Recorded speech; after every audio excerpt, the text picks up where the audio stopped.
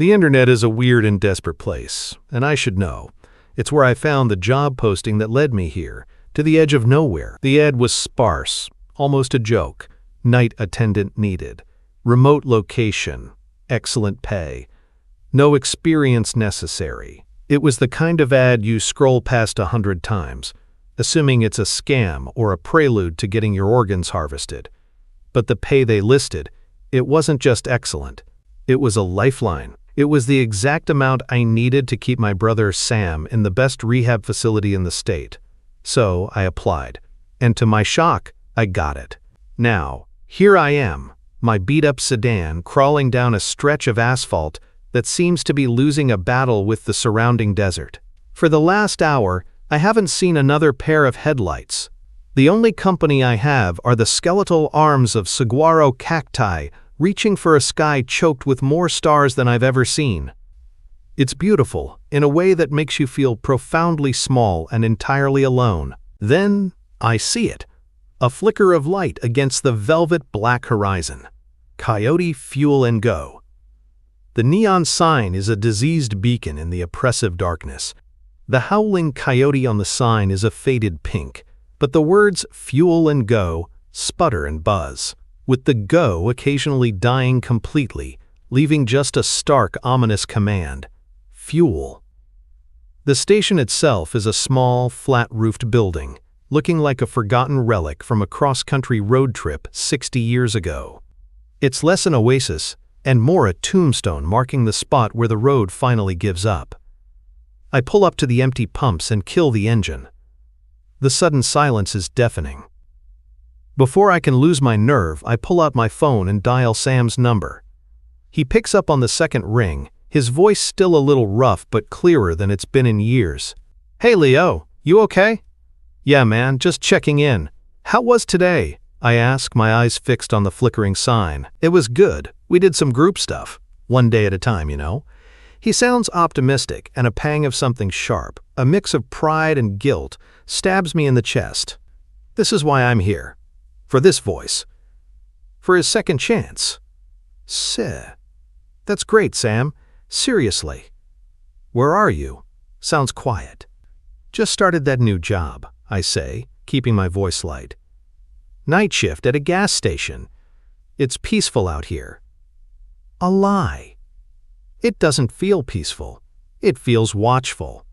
"Leo," he says, his tone shifting. "About the car. You know you don't have to do this. It wasn't your—" "Don't," I interrupt, my grip tightening on the steering wheel. "Don't, Sam, we're not talking about that. It's done. I'm handling it." The memory flashes behind my eyes, unbidden, the screech of tires, the glint of my terrified face in the rearview mirror of a car that wasn't mine, the sickening crunch of metal. My stupid, selfish mistake. The mistake that cost Sam more than just a broken leg. The guilt from that night bought my ticket to this place. "Listen, I gotta go. The manager's waiting. I'll call you tomorrow, okay?" "Love you, man." "Love you too, Leo. Be safe." The line clicks dead, and I'm alone again with the buzzing sign and the whispering wind. I take a deep breath, push the car door open, and step out into the cool desert air. A small bell on the station door jingles with a dull, muffled sound as I push it open. The air inside is thick with the scent of stale coffee, dust, and something else, something vaguely metallic, like old blood. The linoleum on the floor is cracked and yellowed. Sun-bleached posters for soda and cigarettes from a bygone era cling to the walls. A thin film of red dust covers everything: the candy racks, the countertop, the ancient cash register. The place is empty, not a soul in sight. The silence in here is different from the silence outside. It's heavier, expectant. I let the door swing shut behind me, the latch clicking into place with a sound of finality.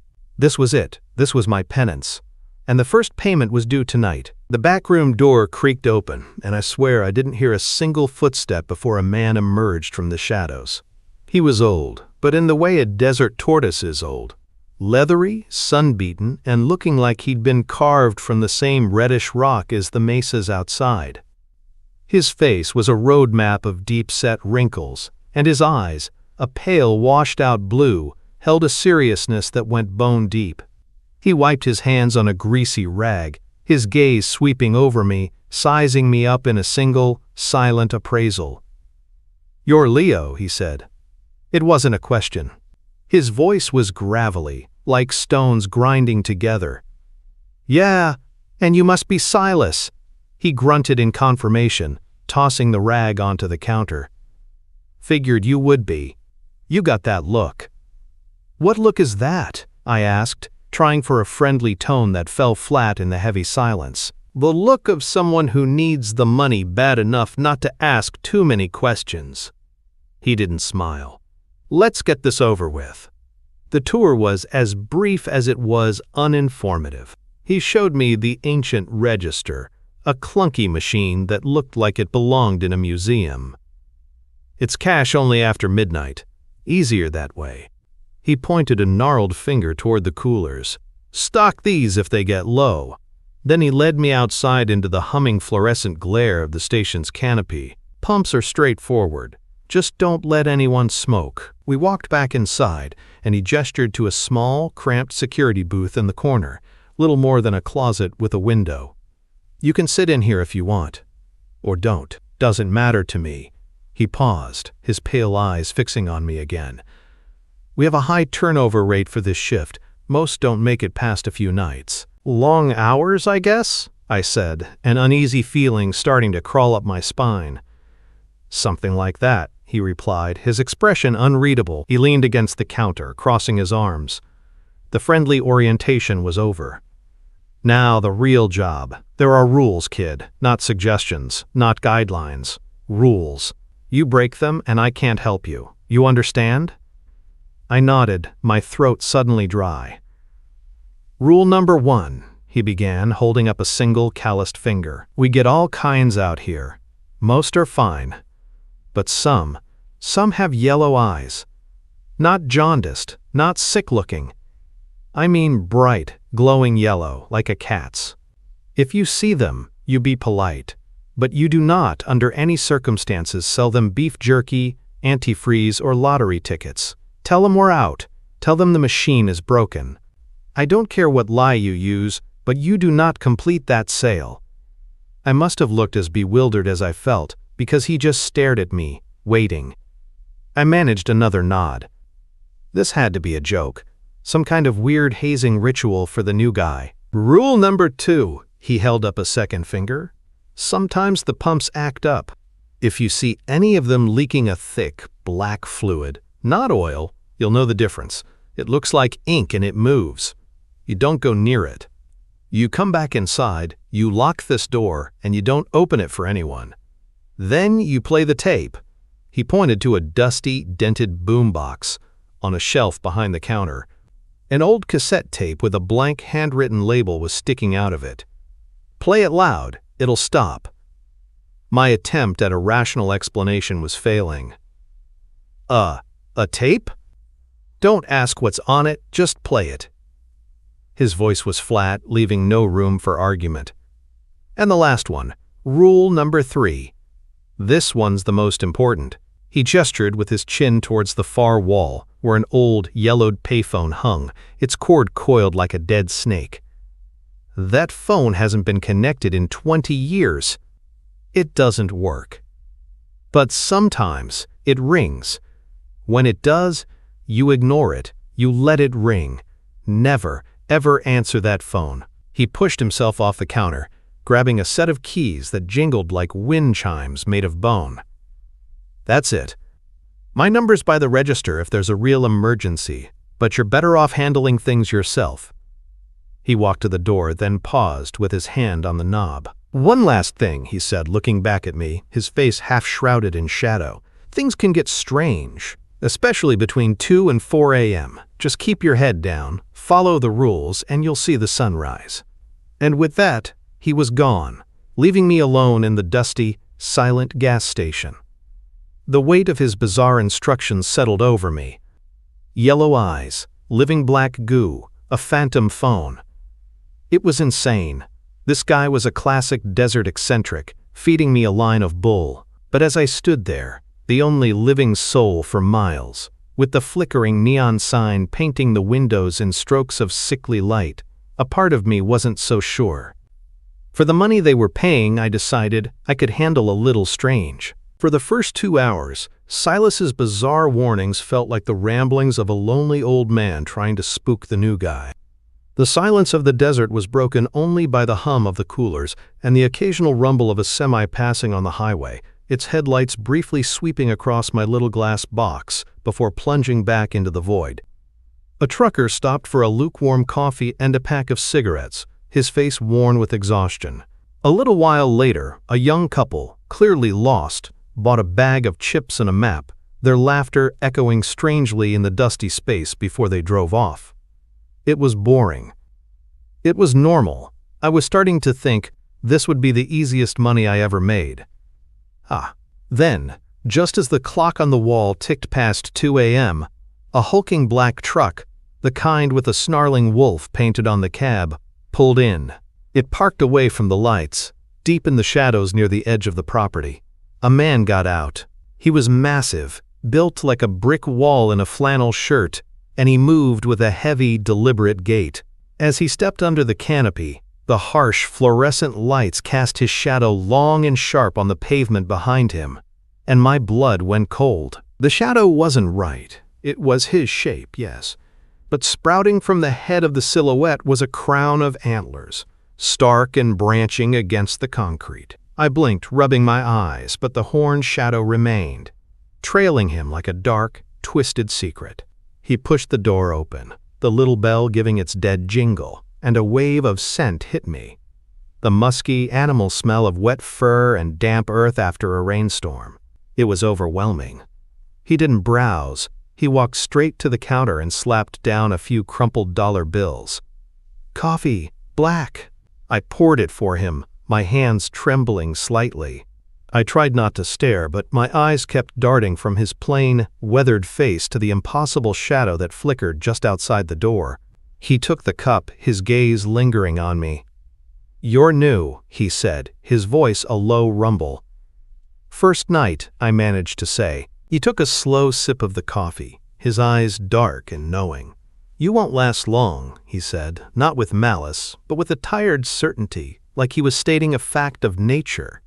He turned and left without another word. I watched him go, and as he stepped out of the light, his horned shadow melted back into the night with him.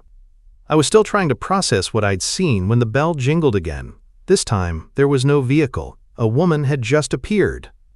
She was standing in the middle of the store, barefoot, on the grimy linoleum, wearing a thin sundress that was stained with dirt. Her hair was a tangled mess, and she looked lost and fragile. My first thought was that she'd broken down somewhere and needed help. "Can I help you, ma'am?" I asked, my voice shaky. She didn't answer.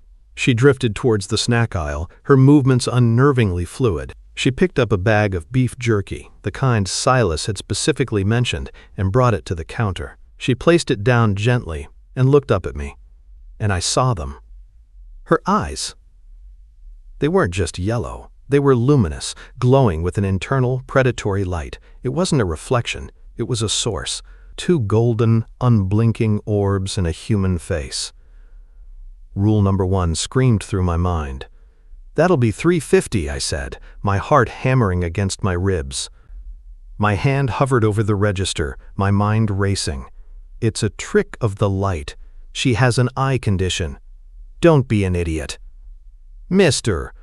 But then I remembered Silas's dead serious expression. I pulled my hand back. "Actually, I'm sorry, ma'am. Our card reader is down for jerky sales tonight. Some kind of inventory glitch."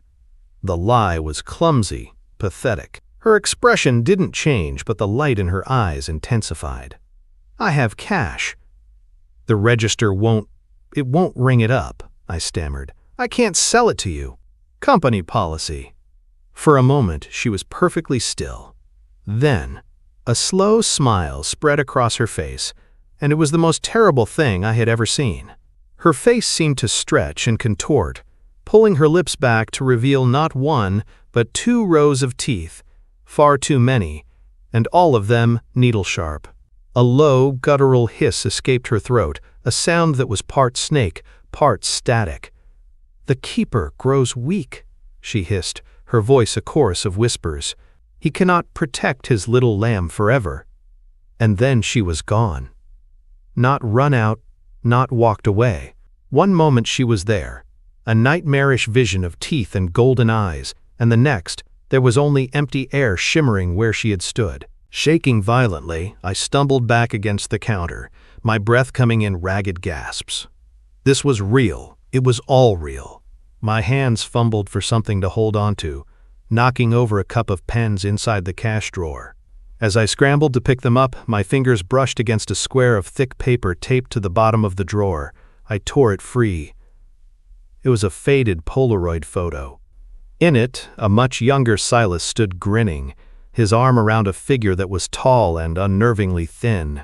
Its limbs were too long, its skin looked like stretched leather, and its face was a blur of nightmarish angles. It wasn't human. Scrawled in black marker at the bottom of the photo were 3 words that made the floor drop out from under me. "Feeding time, 1999. My fingers were still numb, the Polaroid feeling slick with sweat in my grip. "Feeding time, 1999. The words echoed in the suffocating silence, twisting around the woman's hissed threat. "The keeper grows weak." My mind was a frantic mess, trying to stitch together the impossible things I had just witnessed. The horned shadow, the glowing eyes, the impossible vanishing act. This wasn't a prank. This wasn't a desert eccentric's tall tale. This was real. Toss-a-blow. That's when it happened. Toss-a-blow. A shrill, metallic shriek cut through the air, so loud and sharp it made me drop the photo. It was a sound that had no right to exist in this place. An antique, piercing ring. The payphone, rule number 3, slammed into my thoughts with the force of a physical blow. Never, ever answer that phone. My heart hammered against my ribs, a frantic drumbeat against the insistent, screaming ring. I should ignore it. I should walk away, hide in the security booth, and count the seconds until dawn. Any sane person would. But the woman's words, Silas's secrets, the grinning man in the photo with that thing. A toxic cocktail of terror and morbid curiosity flooded my veins. I needed answers. My hand seemed to move on its own, my feet carrying me across the cracked linoleum until I was standing before the grimy yellow plastic. The ringing was deafening up close. With a trembling hand, I lifted the receiver. "Hello?" I whispered, my voice hoarse. "Hello." The ringing stopped. For a second, there was only static, a sound like a rushing tide.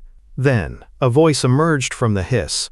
It was female, elderly, and sounded wet, like a voice bubbling up from the bottom of a deep well, watery and full of ancient sorrow. "He shouldn't have hired you, little lamb," she rasped. "The pumps aren't for gasoline, they drink something else entirely. Who is this?" I demanded, my knuckles white on the receiver. "Ask the keeper about his wife," the watery voice whispered. "Ask him what he feeds them when the road is quiet." Before I could ask another question, the voice dissolved. The static changed pitch, and a new sound took its place. It was a child's giggle, high-pitched, cruel, and far, far too close. "Leo's got a secret," the child's voice sang, a mocking playground taunt. "Leo keeps secrets from his brother. Did you tell Sammy you wrecked the car, the one you stole? Did you tell him it was all your fault?" The air left my lungs. It knew. This thing on the phone, this voice from nowhere, it knew my deepest, most guarded shame. A cold dread, colder than anything I had ever felt, washed over me. I slammed the phone back onto the cradle, the plastic cracking under the force. "Adieu." My whole body was shaking. I staggered back to the counter, fumbling for my cell phone, my only link to the real world. I had to call Sam, had to hear his voice, had to ground myself. But as my screen lit up, a new text message was sitting there, sent just a minute ago. It was from Sam. "Sam, you awake? Had another crazy dream. Mom was in it. She was crying, telling me you were in a bad place. Said you were in danger." I stared at the words, the blue light of the screen illuminating my terrified face. He was dreaming this right now. The timing was impossible. I tried to type a reply, to tell him I was fine, but my fingers were clumsy and numb. Then, as if on cue, my phone screen flickered once, twice, and went completely black. Dead. The battery had been at 80%. A scraping sound from outside drew my attention. I looked toward the pumps, my blood turning to ice.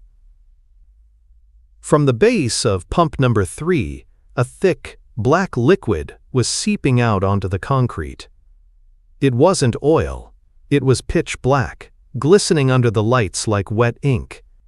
And it was moving with a purpose, defying gravity as it crept in a thick tendril up the side of the pump, pulsing faintly like something alive. Rule number 2. Lock the doors. Play the tape. Galvanized by sheer panic, I lunged for the door and threw the deadbolt.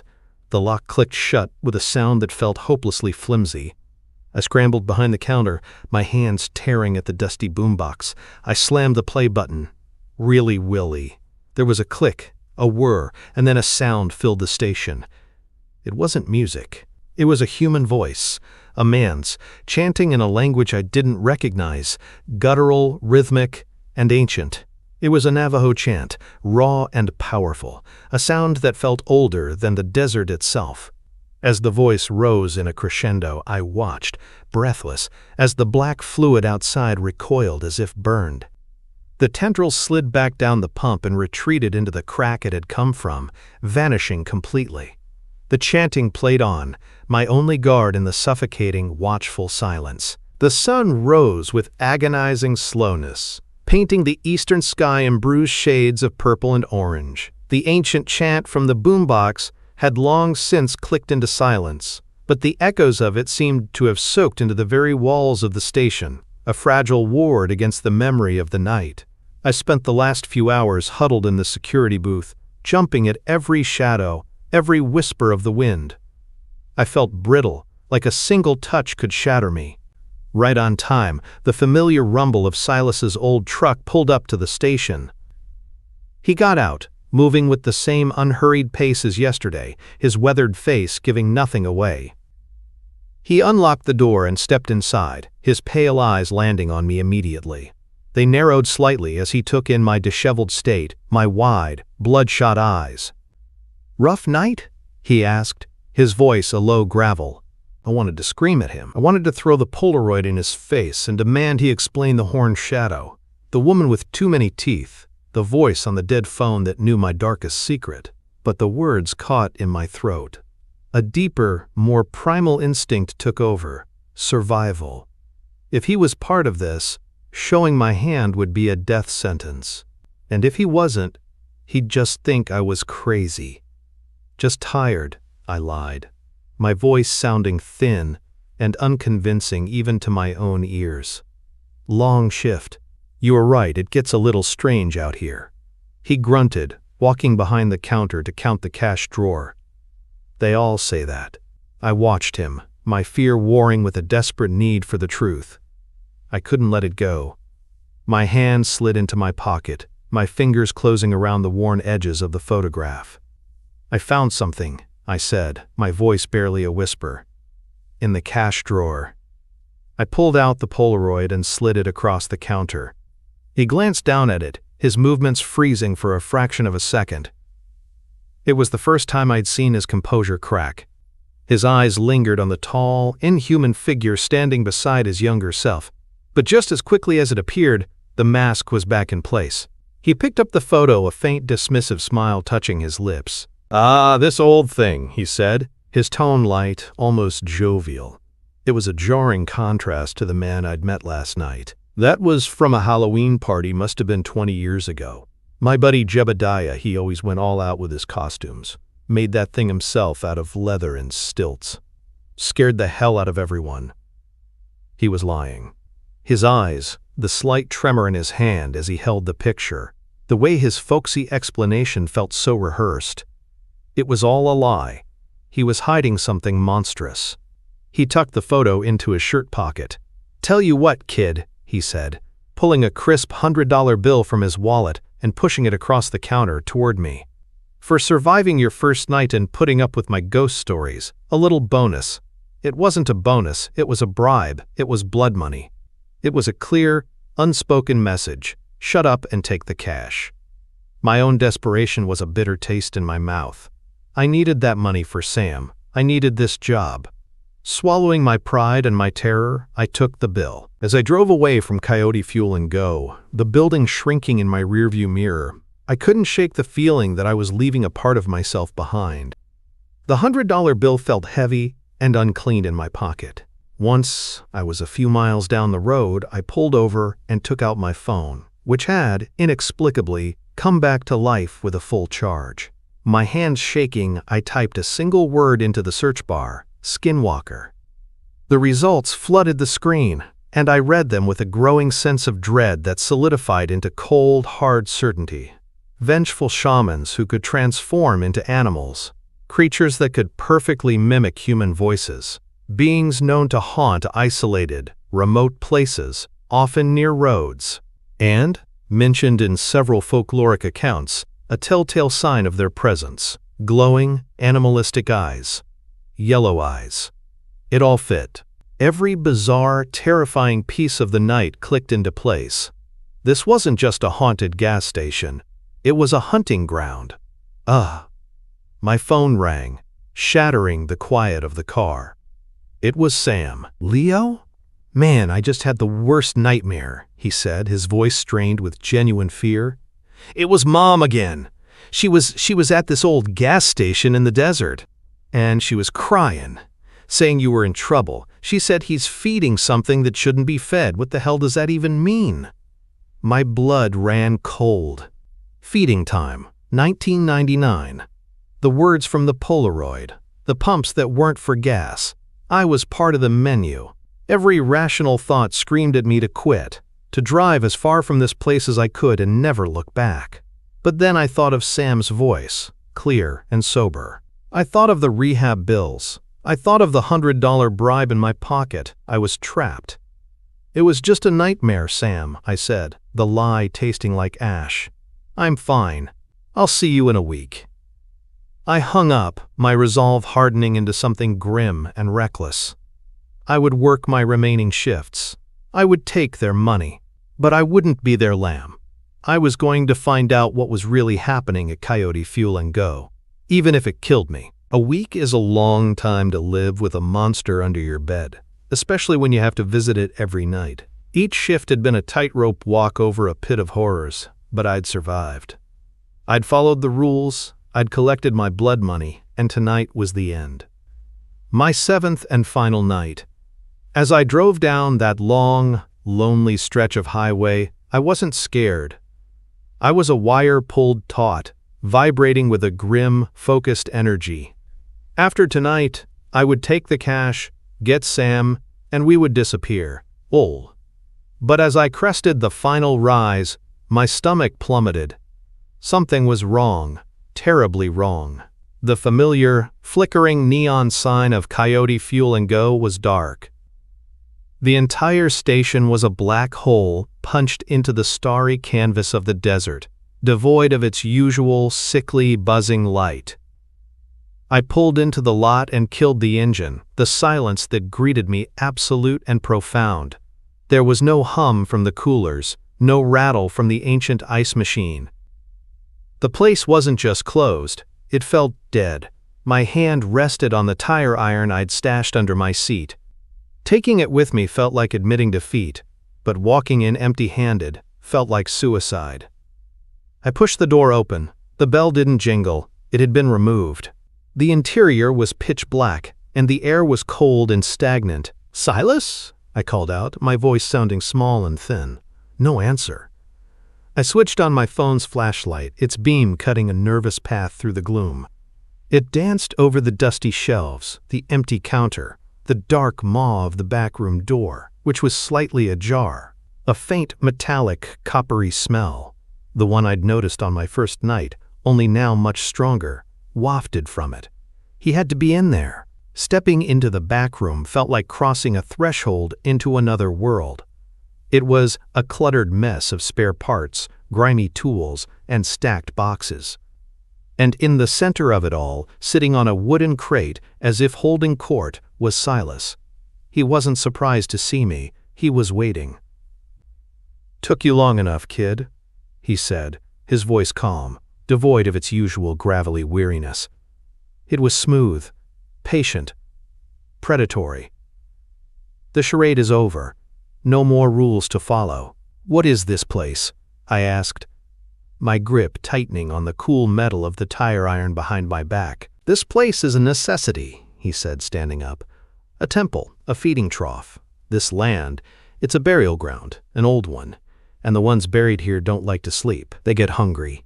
He smiled, a thin, cruel line on his wrinkled face. "This station doesn't siphon gas from the tanks underground. It siphons life, energy, from the weary travelers who stop. Just enough to keep them satisfied, most of the time."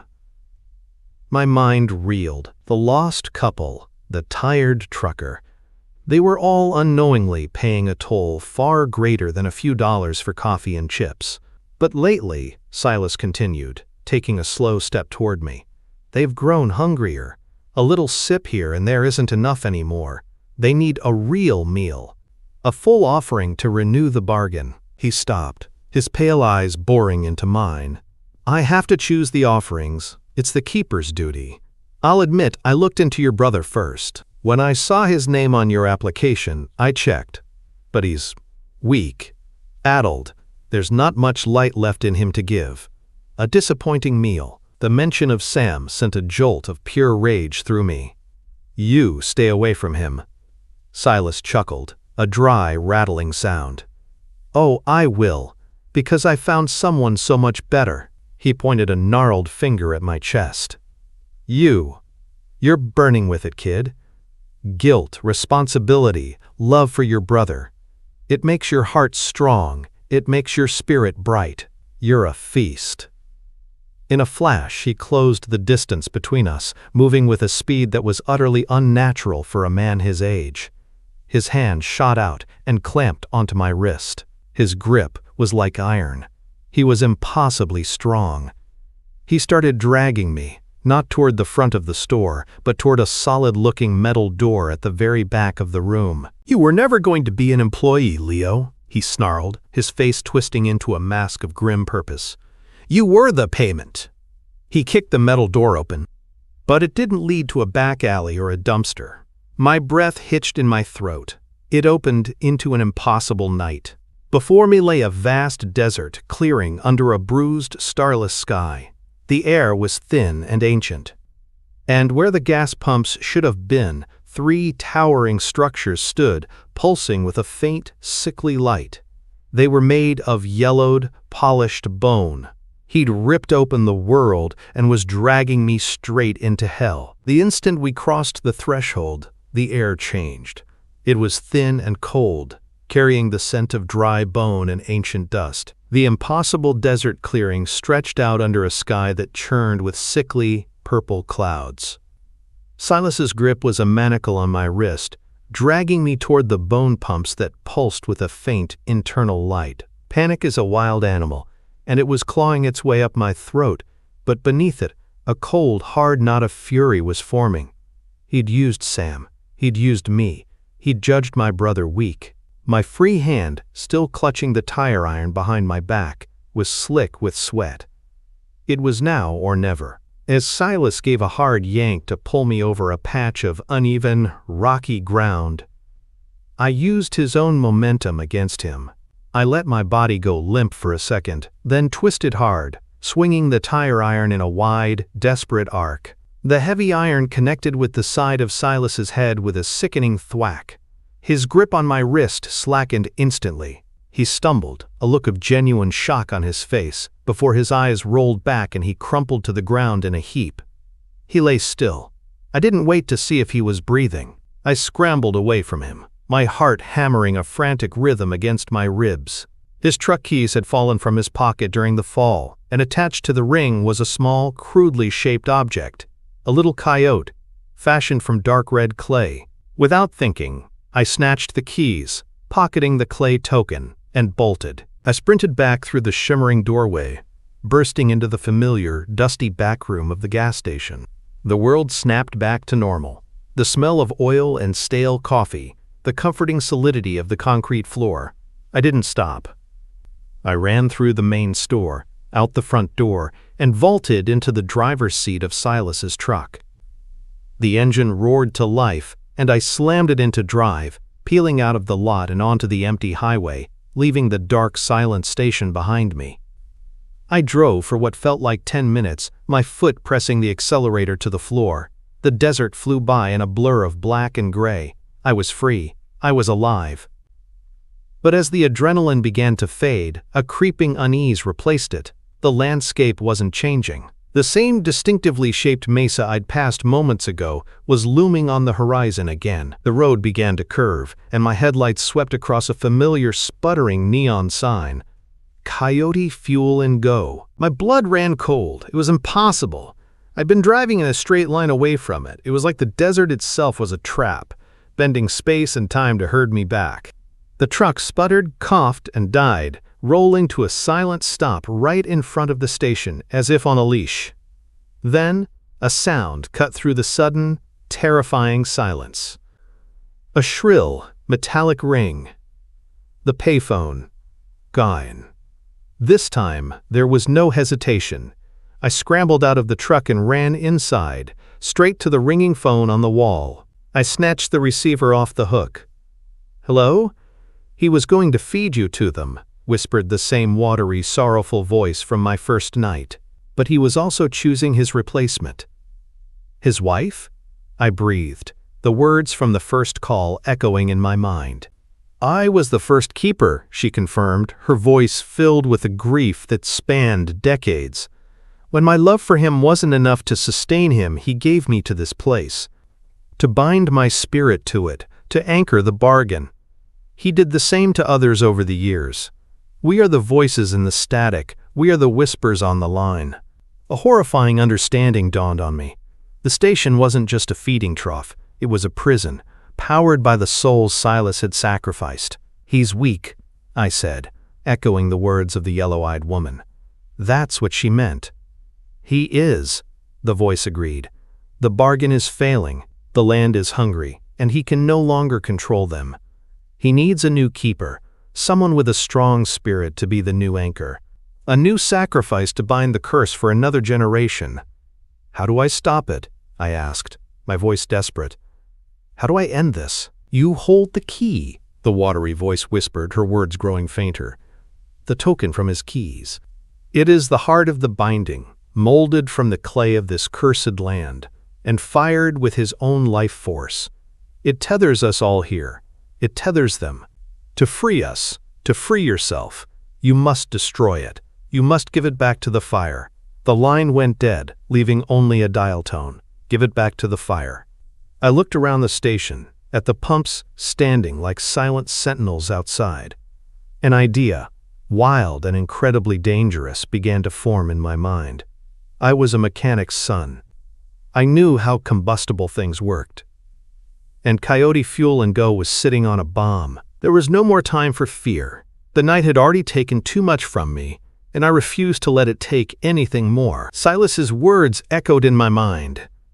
The pumps aren't for gasoline, but they were connected to massive underground tanks, and whether they held gasoline or something far worse, I knew one thing. It would burn. My dad was a mechanic, a grease-stained wizard who could coax life into the deadest of engines. I'd spent my teenage years as his reluctant apprentice, learning the intricate guts of cars and pumps.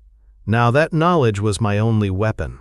I grabbed a wrench and a screwdriver from Silas's truck and went to work, my hands moving with a frantic, focused purpose. I pried open the access panel on the first pump, the smell of gasoline, real, volatile gasoline, filling the air. It was a relief. The stories were a lie, or maybe the truth was more complex. It didn't matter. It would burn all the same. I bypassed the auto shut-off sensor, then jammed the nozzle's trigger into the on position with a crumpled rag. Gas began to gush out onto the concrete, a shimmering, iridescent pool that spread rapidly in the darkness. I repeated the process on the second pump, then the third, and the fourth. The air grew thick with fumes, so heavy I could taste them.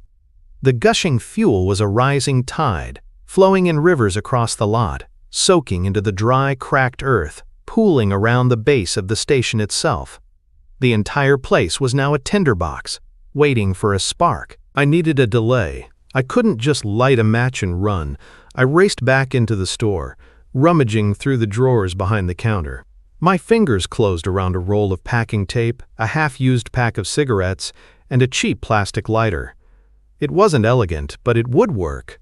I taped the lighter to the nozzle of the last pump I'd rigged, its little flame guard just inches from the stream of gasoline. Then, I pulled out a single cigarette and wedged it under the lighter's button. It would take a few minutes to burn down, the glowing ember creeping inexorably toward the point where it would depress the button and ignite the world. My makeshift fuse was set. I backed away, my heart pounding a frantic tattoo against my ribs. I had one last thing to do. I pulled the small clay coyote from my pocket.